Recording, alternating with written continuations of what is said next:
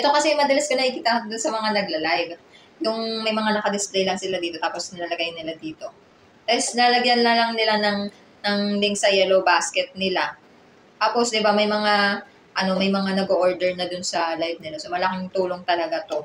Lalo na kung ayaw magpakita sa video. Oh, sa mga affiliate dyan. Yung mga gusto mag-live-livean. Ayan. O kaya naman yung mga nahihirapan pag nagbi-video-video. Ito, pwede nyo i-try ito guys. Ito yung rotating display camera.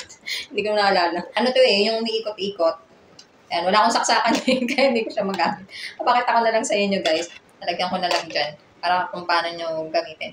Maganda to guys kasi lalo na dun sa mga gusto guys mag-video ng mga product nila. Sobrang ganda kasi lumiikot siya. Pwede siyang pag ganon, pwede siyang pag ganito.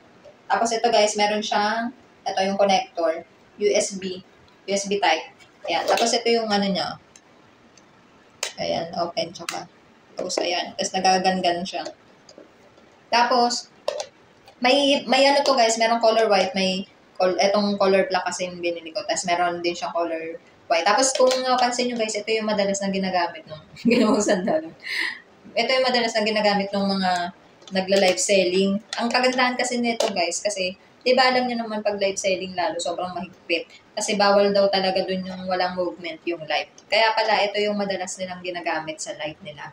Kasi, ito gumagalaw-galaw siya. So, kahit iwan mo yung live mo nang walang tao, walang nakikitang tao, okay lang kasi gumagalaw naman to. So, hindi ka magkakaroon ng violation.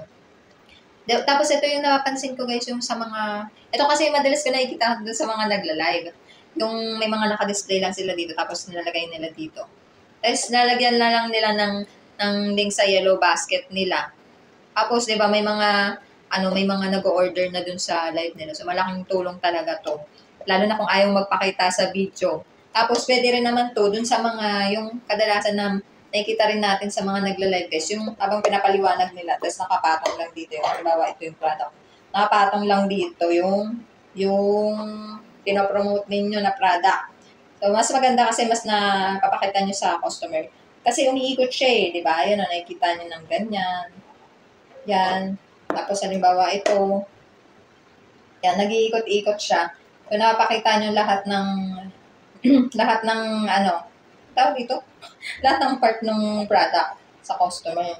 Tapos, maganda rin dito guys, yung mga gusto lang ng nagsasalita lang kasi nagpapakita sa video. Pwedeng-pwede. Kaya, tapos, mas mapapadali din yung pag-video nito guys kasi, diba, nakaganyan lang siya. Kayo, focus kayo sa pag-video-video.